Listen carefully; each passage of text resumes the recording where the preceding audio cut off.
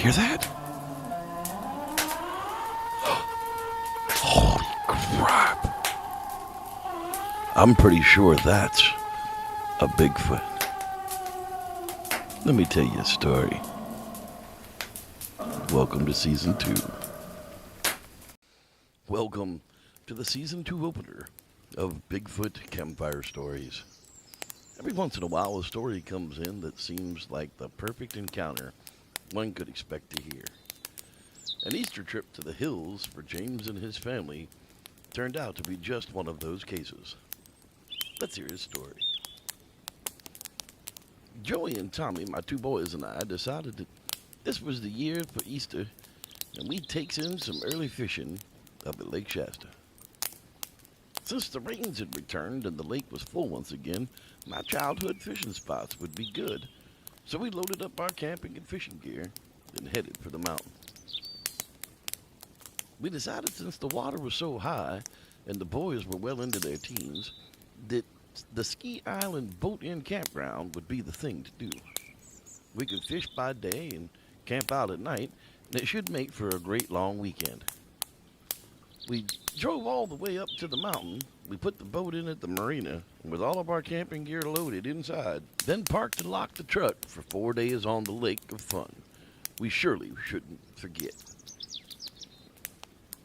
Well, as we pulled up to the outcropping of trees, I knew it at first glance. My dad had taken me camping here many times, and at night it does get a mite bit spooky. We anchored the boat off and carried our things up to the shore, then brought all of our camping gear up to the campsite. I set the boys at the task of pitching the tent while I got the food situated. Well, I thought for sure there'd be many more people competing for the best spots, but upon arrival, hadn't looked like any had been here in a number of years. The water level was so high, it nearly actually reached the beach, yet still no visitors in sight. Oh well, we'd have the place to ourselves. Well, the boys had gotten the tent set up and the cots and sleeping bags arranged while I had hung our food bag from the tree, so there wouldn't be any worry of bears coming in to eat it. The boys and I sat down on the beach for a little bit of sunset fishing for a bit. We had caught a few small bass and a bunch of decent-sized brim, so we went ahead and cleaned those, and right there at the bank, headed back to camp, got a little bit of something to eat. I had picked up a fire permit on the way into the boat launch, so we sparked up the rock pit and got out some items to fry up those brim. It hadn't taken long before the boys started telling ghost and monster stories around the fire. With our bellies full and the last of the fish over roasting on the fire, I asked the kids about Bigfoot. Both of them kind of looked at me like I was crazy, but I explained to them that this very location has long been known for residents and visitors to see Bigfoot all around the lake, and sometimes he comes right into camp while you sleep for a visit. With that, we cleaned up and put down the fire, closed into the tent to stay warm for the night. It was about 2 a.m. when I was startled awake.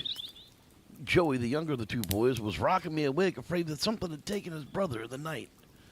He woke up to some weird loud noise and noticed Tommy wasn't in his cot. Then the noise shrieked at us again. That's when Joey grabbed my arm. I turned on my headlamp and noticed that Tommy's shoes were gone, and so was his jacket. He must have gotten up to go to the bathroom, so I called out to him, "Tommy, where are you?" And the creature shrieked again, scaring the crap out of both of us in the tent. Well, just at that moment, the tent zipper slammed open. In rushed a scared Tommy, and the zipper slammed shut. Exclaiming, "Dad, the heck was that?" Well, I assured the boys that it had to be some kind of an owl, and just then, it shrieked once more. I spun with the flashlight and my headlamp to the noise. Sure enough, it was there in a tree. A screech owl on a low branch right outside of camp. Well, the boys tossed a couple of rocks at it, and soon it flew away and left us in peace for the rest of the night. The next morning, we all stirred really early, as none of us slept well after our owl visitor in the wee hours.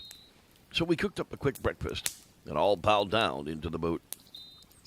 We headed out just an hour after sunrise with bass on the mind. I took the boys up many of my childhood haunts and around those locations. We landed several nice fish for the day. We went ahead and docked the boat on the north bank and got off for a little hike after Joey thought he had seen a bear.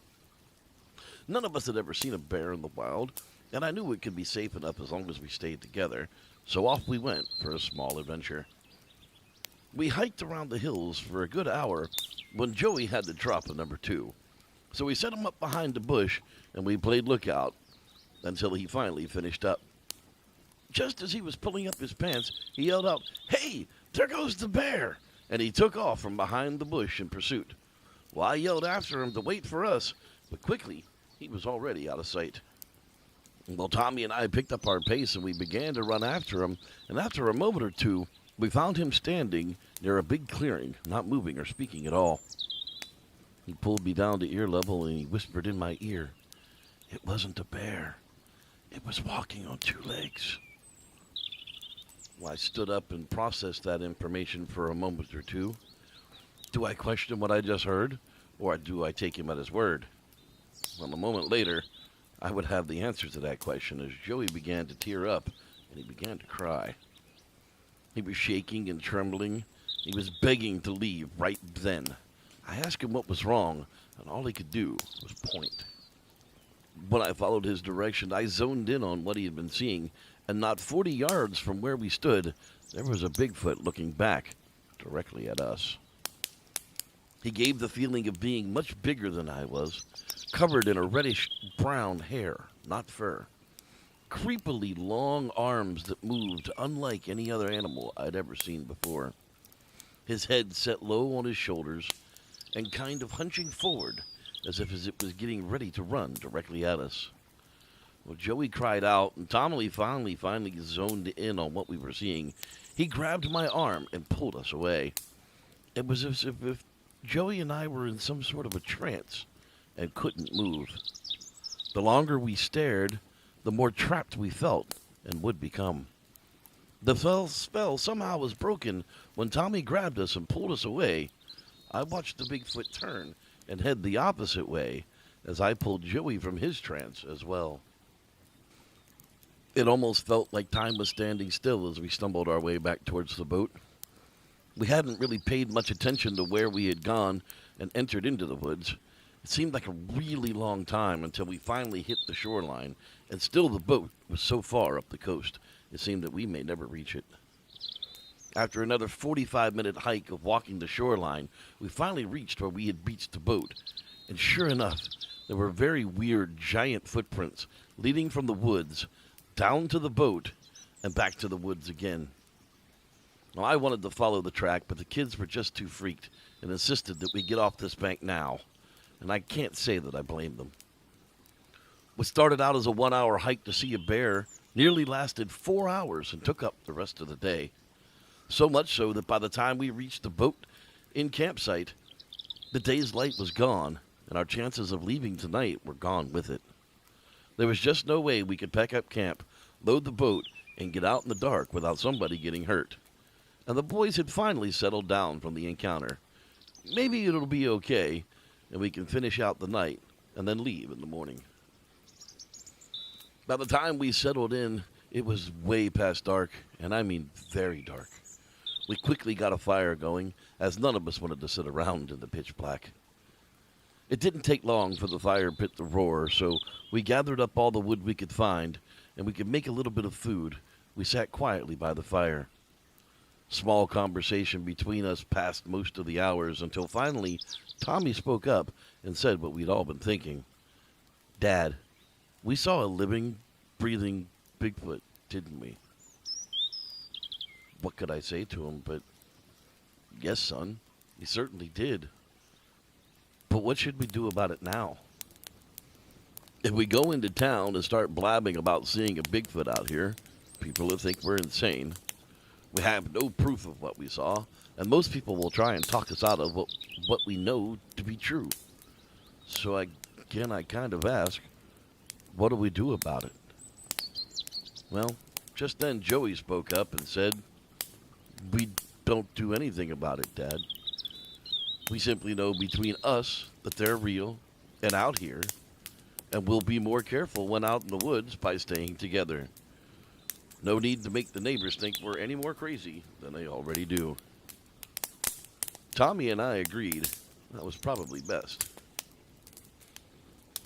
The night passed much more slowly than any of us would have liked. It seemed to take forever until we finally saw the slightest of lights in the sky. Finally, as I tossed the last piece of firewood on the pit, the yellow kiss of warmth began to leak back into the black sky. We just wanted it all to go away. Finally, as the fire died out and the coals began to smoke, I woke the boys up as they had drifted off to sleep for an hour once the sun had come up. We packed up the camp, washed out the fire pit, and loaded the boat for home. We got back to the launch and trailered the boat, started that long drive for home. All of us wiped out already, even a day early. Well, when we got home early, my wife Mary asked why we were home, to which the boys just replied, "We missed you too much, Mom." Well, she smiled and let it drop at that. Later that night, after getting the boys to bed and showered and unwinding myself, I looked at Mary and said, "Let me tell you a story." Well, the Mount Shasta Lake area has long been known for strange occurrences, from mystery lights, UFOs, and many, many sightings of Bigfoot. If you ever make it out that way, keep your eyes peeled and listen close, as someone may have a story for you too. Thanks for listening. I'm Reverend Jeff, and may the Squatch be with you.